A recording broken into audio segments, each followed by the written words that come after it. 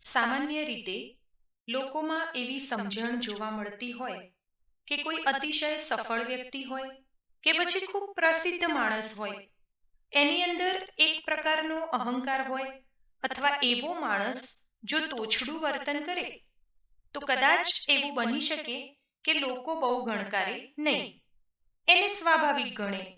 પણ જ્યારે ઉંમરમાં ખૂબ વરિષ્ઠ માણસ, પ્રસિદ્ધ માણસ કે પ્રસિદ્ધિમાં દેશ દુનિયામાં સર્વોત્તમ સ્થાન ધરાવતો હોય, ખૂબ ઊંચાઈ પર પહોંચેલો વ્યક્તિ, જેની પાસે લોકચાહનાની કોઈ કમી નથી, સમૃદ્ધિની કોઈ કમી નથી, અને ઉંમરના એ પડાવ ઉપર છે કે જેને આપણે વડીલ માણસ કહી શકીએ, અને બની શકે કે દર વખતે એમની સામે બેઠેલો માણસ એમનો જુનિયર હોય, એટલે કે એમનાથી નાનો હોય.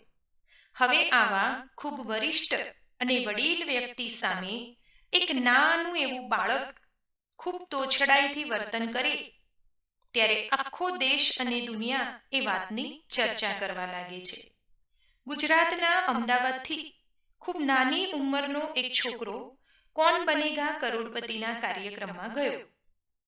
હવે જોવાની વાત એ છે કે આ નાના છોકરાએ આ કાર્યક્રમમાં એવું તો શું વર્તન કર્યું કે આજે દેશ અને દુનિયા આની ચર્ચા કરવા લાગ્યો છે.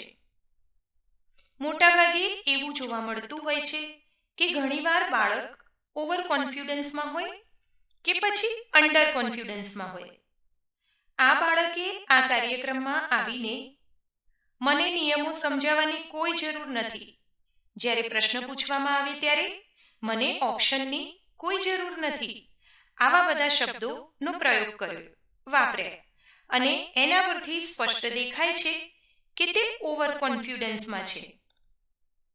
આજકાલના સમયમાં બે પ્રકારની જનરેશન જોવા મળે છે. હવે એક એવા છે કે જેમને અતિશય આત્મવિશ્વાસ છે, અને બીજી બાજુ એવું હોય કે એમની પાસે ઘણું બધું હોય પણ પોતાનો આત્મવિશ્વાસ ના હોય. પણ આ બંને વસ્તુઓની ઉપરથી પણ એક વસ્તુ એ છે, અને જે છે ઘમંડ, તોછડાઈ. કોઈની સાથે કયા સમયે કેવી રીતે વાત કરવી, કેવા શબ્દોમાં વાત કરવી, એનું જરા પણ જ્ઞાન ન હોય. કદાચ આપણે એવું માની લઈએ કે નાનું બાળક છે એટલે આવા પ્રકારનું વર્તન કરતું હશે. પણ શું દરેક ઘરમાં નાના બાળકો આવી રીતે વર્તન કરે છે? અને જો કોઈ ઘરમાં બાળકો આવી રીતે વર્તન કરતા હોય, અતિશય આત્મવિશ્વાસમાં રહેતા હોય, તો પછી આ તેમના મા બાપ માટે બહુ ચિંતાનો વિષય છે. જ્યારે બદલાતી જતી પેઢી ઉપર સવાલ થાય છે ત્યારે ખૂબ બધા લોકો એવું કહે છે કે આ આજની પેઢી છે, આ મોડર્ન પેઢી છે, એ લોકો આવા જ છે, એમની સાથે એડજસ્ટ થવું પડે. પણ આ છોકરાની સામે જૂની પેઢીના માણસ બેસેલા હતા, જેમનું નામ છે અમિતાભ બચ્ચન.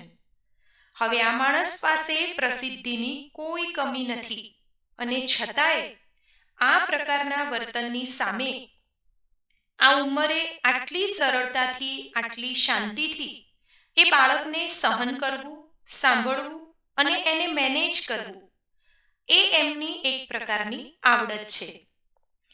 આવા બધા કાર્યક્રમોમાં, આવા શોમાં ઘણા પ્રકારના માણસો આવતા હોય છે, અને આવા કાર્યક્રમો જ્યારે કરોડો માણસો જોતા હોય ત્યારે સોશિયલ મીડિયા જો બાળકોને કે આવા બાળકોને ફેમસ કરતું હોય તો બાળકને ઘણીવાર એવું લાગતું હોય છે કે આ સોશિયલ મીડિયા મારી માટે તો વરદાન છે, કેમ કે રાતોરાત સોશિયલ મીડિયા આવા લોકોને સ્ટાર બનાવી દે છે. પણ હકીકતમાં તો આ સોશિયલ મીડિયા બે ધારી તલવાર છે. ઘણીવાર એવું વર્તન કરવામાં આવે છે જે સામાન્ય રીતે સમાજને એવું લાગે છે કે આ વર્તન આ જગ્યાએ યોગ્ય નથી, એટલે લોકો ટીકા કરે છે. ઘણા લોકો એવું પણ કહે છે કે નાનું છોકરું છે, આપણે બાળક વિશે કશું જાણતા નથી, એના માતા પિતા વિશે કશું જાણતા, તો પછી શું કામ એના વિશે ચર્ચા થાય છે? પણ જો આ બાળકે ખૂબ સરસ રીતે દરેક પ્રશ્નના જવાબ આપ્યા હોત, ખૂબ સરસ રીતે વર્તન કર્યું હોત, અને ખૂબ સારી ધનરાશિ જીતીને ગયો હોત તો શું લોકો એના વિશે ખરાબ વાતો કરવાના હતા? ના, ઉપરથી લોકો એના પાસેથી ઉદાહરણ લેવાનું પસંદ કરત અને પોતાના બાળકોને પણ આ ઉદાહરણ આપીને વાત કરવા લાગત. જો માતા પિતા ઈચ્છતા હોય કે તેમના બાળકો મોટા માણસો અને મહાન માણસ બને, જો સારા આદર્શો આપવા ઈચ્છતા હોય તો માતા પિતાએ એ પણ ધ્યાન રાખવું જોઈએ કે આપણે આપણા બાળકો પાસેથી શું નથી ઈચ્છતા. આપણે આપણા બાળકોને કેવા ટાઈપના માણસ બનાવવા નથી માંગતા, તેનામાં કેવા દુર્ગુણોનો પ્રવેશ ના થાય તેનું ધ્યાન રાખવું જોઈએ. તો આ પ્રશ્નનો બહુ સરસ અને સરળ જવાબ છે કે જો બાળક મોટાની રિસ્પેક્ટ ના કરી શકે કે એમનું સન્માન ન જાળવી શકે તો આ તદ્દન ખોટી વાત છે. પહેલાના જમાનામાં તો એવું હતું કે બાળકો ઘરેથી બહાર પણ નીકળે ને તો ઘરના દરેક વડીલને આ બાળકો પગે લાગીને નીકળતા હતા. આજના સમયમાં પણ, આધુનિક સમયમાં પણ અમુક ઘરોમાં હજુ પણ આવા બાળકો છે, પણ બહુ જ ઓછા ઘરોમાં આવું જોવા મળે છે. હવે તો એવું કહેવાય છે કે પગે લાગવું એ કોઈ મોડર્ન વસ્તુ ના કહેવાય. એટલે હવે તો પગે લાગવું, નમસ્તે કહેવું, કોઈને નમસ્કાર કરવા કે જનરલી એવું હોય કે ગુજરાતી લોકો એકબીજાને મળે તો જય શ્રી કૃષ્ણ કહેતા હોય, તો આ ટાઈપના સંબોધનો હવે ઓછા થતા જાય છે. હવે આજના સમયમાં હાય અને હેલોને સ્વીકારી લીધું છે, પણ આની સાથે સાથે રીતભાત અને ક્યાં શું બોલવું, કેવી રીતે બોલવું એની મર્યાદા ચૂકાતી જાય છે. તો પછી એવું કહી શકાય કે આધુનિક હોવું એટલે શું પશ્ચિમના દેશો કે પછી દુનિયાના જે વિકસિત દેશો જે કરે છે તો એ જ આધુનિકતા છે? તો આપણે આધુનિકતાની વ્યાખ્યા પર એકવાર વિચાર અવશ્ય કરવો જોઈએ. એક નાના બાળક ઉપર બધા જ દોષોનો ટોપલો ઢાળવાનો શું મતલબ છે?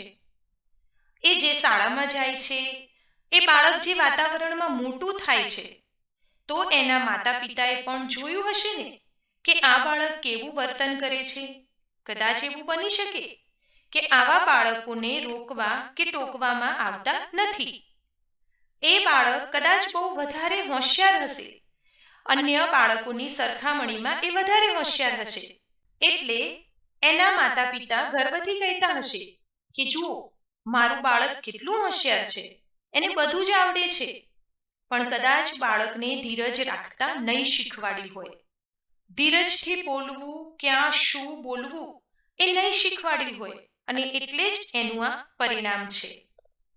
આજકાલની પેઢીના મા બાપે આ વિડીયો ખાસ જોવો જોઈએ, કેમ કે દરેક મા બાપને ખબર છે કે અમારા બાળકની અંદર કયા કયા ગુણો હોવા જોઈએ, શું હોવું જોઈએ. તો સામે પક્ષે એ પણ કહી શકાય કે દરેક મા બાપને એ વાતની પણ ખબર હોવી જોઈએ કે બાળકની અંદર કયા કયા ગુણો ન હોવા જોઈએ. માતા પિતાએ બાળકોને જરૂરથી શીખવાડવું જોઈએ કે ઘરની અંદર કેવી રીતે વર્તન કરવું, શાળાની અંદર કેવી રીતે વર્તન કરવું, મિત્રોની સાથે કેવી રીતે વર્તન કરવું. કેમ કે મિત્રો સમ ઉંમરના હોય, સરખી ઉંમરના હોય, પણ જ્યારે આપણાથી મોટા માણસો હોય, આપણા વડીલો હોય કે આપણા કુટુંબના સમાજના માણસો હોય કે સગાવાલા હોય, તો એમની સાથે કેવી રીતે વર્તન કરવું. ઘણીવાર એવું બનતું હોય કે બાળક ઘરમાં બહુ લાડલું હોય, એટલે પ્રેમથી ગમે તેમ ફાવે તેમ વડીલોની સાથે, ઘરના સભ્યોની સાથે બોલતું હોય. હા, તમે પ્રેમ કરી શકો છો, તમારા વડીલોને ગમે તેમ બોલી શકો છો, પણ છતાંય એક મર્યાદા હોવી ખૂબ જરૂરી છે. કેમ કે સ્થળ અને સમયની મર્યાદા એ આપણી ભારતીય સંસ્કૃતિ છે, કારણ કે ભારત દેશ એની સંસ્કૃતિ માટે પ્રસિદ્ધ છે.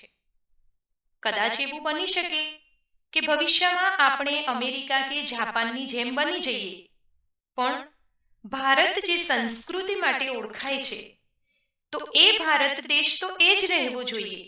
એટલા માટે જ ગમે તેટલા મોટા બની જઈએ, પણ જો આપણે જ નહીં રહીએ તો શું આપણે કસાય કામના રહીશું? તો મિત્રો, હું આશા રાખું કે તમને આજનો આ વિડીયો જરૂરથી પસંદ આવ્યો હશે. જો વિડીયો પસંદ આવ્યો હોય તો લાઈક કરજો, તમારા મિત્રો સાથે વધારેમાં વધારે શેર કરજો અને અમારી ચેનલને પહેલી જ વખત જોઈ રહ્યા હોય તો સબસ્ક્રાઇબ જરૂરથી કરજો, જેથી નવા આવનારા તમામ વિડીયો આપને સાંભળવા મળતા રહે. ધન્યવાદ. સર્વેને મારા જય શ્રી કૃષ્ણ.